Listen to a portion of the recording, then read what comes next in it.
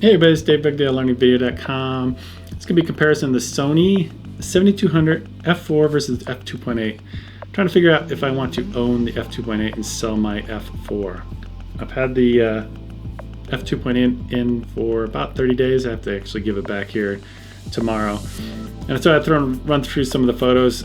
Right off the bat, I'm just going to show you some photos of the f2.8 version. I'll just kind of pixel peep, look around the image. I'm doing this all in Lightroom. These are stills, obviously. Usually you can see a lot better what's going on in terms of the stills versus looking at video. So that's why I'm looking in Lightroom here.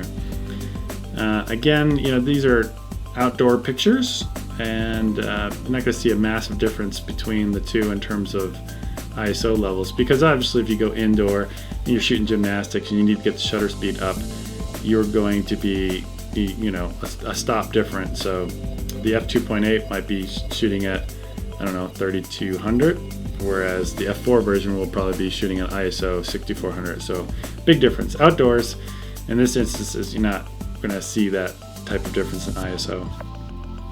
This is Gary, I think his name is Gary Lezak. I can't remember his name, but he was Olympian that won some gold medals, and he was doing a swim clinic at my daughter's pool and was just taking some pictures. So that's pretty much for the f2.8. Now we're going to go into comparison between the two lenses. So on the left is the f2.8, and that'll always be on the left, and on the right will always be the f4. And the f2.8 is being shot at f2.8. So they're both wide open. And I'm just going to pixel peep around. What I was kind of surprised at is the amount of out of focus area, or bokeh, or whatever you want to call it, bokeh, or the blurry parts, basically, is not as big of a difference as what I thought it would be. I thought the f2.8 would be even blurrier. I mean, as you can see here on the cone on the left side, maybe a little bit blurry, but on this particular example, I didn't see that much of a difference. When I zoom out of the image, you can kind of notice it, but looking really close in, I was kind of like that bush in the background. That's kind of why I took this picture, is looking at the spectral highlights that were coming off the leaves, like that one, like these, I guess you could almost call them bokeh balls. You can see that one on the left, that kind of highlighted area right there. It's a bit larger than the one on the right. So when you look at it zoomed out, it's hard to tell the difference.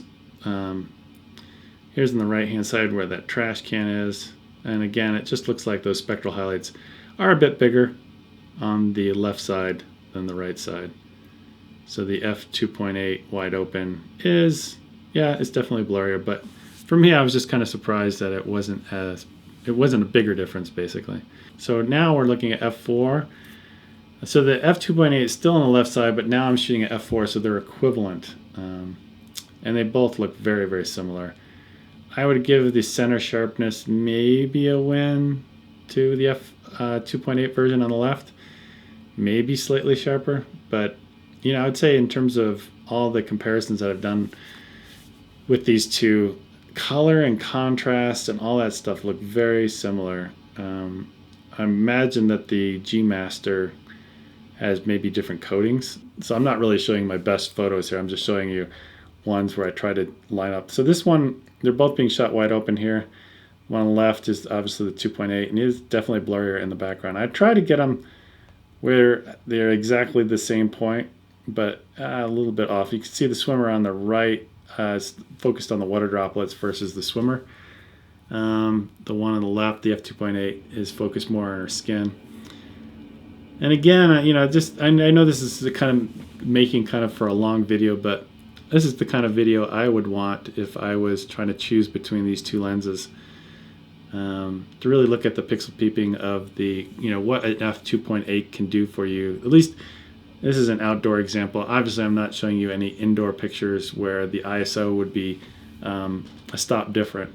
Here, the ISO are both at 100, so you could see pretty clearly what's going on with the bokeh in the background. And yeah, you can definitely tell the 2.8 in this particular example, there's just a lot more blur than there is with the f4 version. Alright, so this is the f2.8 f4. Obviously this is bigger and heavier than this one, but I don't know if I can describe this very well, but basically my experience using these two, I didn't really notice a size and weight difference, if that makes sense, because I think there's a big commitment that you make to carry this around for a couple hours, these two 70 to 200s versus shooting with something like this, much smaller and lighter. So I don't know if I'm explaining that very well, but I didn't notice that big of a difference between the two, which is, I guess, is good. If you wanted to buy the 2.8, it's not like you're going to be saying, oh, this is, after 2 hours of using this is so much heavier than the F4. That's just something I just didn't complain about or notice. If that makes sense. Now, where this one, the F2.8, will basically pay for itself is if you shoot a lot of like high school sports indoors, and the light level is really terrible, and you're really needing to get that shutter up there, shutter speed a lot higher. Well, this one is going to work out a lot better because, you know, let's say you're shooting this one at 6400 ISO. Well, this one's got to go to 12,800, you know, just to be equal in terms of freezing the action. Or, you know, if this one is at ISO 3200, this one's going to be at ISO 6400. So a big, massive difference. And the stuff that I've been showing you outdoors, you know, are all at ISO 100. So that's kind of on a level playing field. So in terms of summertime outdoor sports, this one's not bad. And I would say a lot of people wouldn't notice the difference between F4 and 2.8, the normal observer, in terms of the background blur. This one's a great lens for outdoor activity where you're shooting at you know, a low ISO. But for me, I know come later this year, I'll be indoors shooting sports indoors like volleyball, and I want to get that shutter speed up. This will become a great lens. So there's a huge price difference between these two. So what am I going to do? What I'm thinking of doing is selling this one used on eBay, probably in the fall when I do start shooting indoors, and then buy one of these. And if I can, I'll try to, that's why I'm waiting till the fall, is maybe somebody will be selling this used on eBay or something like that, and I could pick one up used for a bit of a discount because this one is a bit more expensive. All right, that's pretty much it. I just made the kind of review that I thought I would want to see. A lot of pixel peeping, looking at background blur, comparing the two. But obviously, if you do indoor, this is the lens for you. If you do a lot of outdoor stuff, maybe you save some money because, like I said before, the difference between the background blur of these two are pretty minimal. That's pretty much it. I'll talk to you guys later. Bye.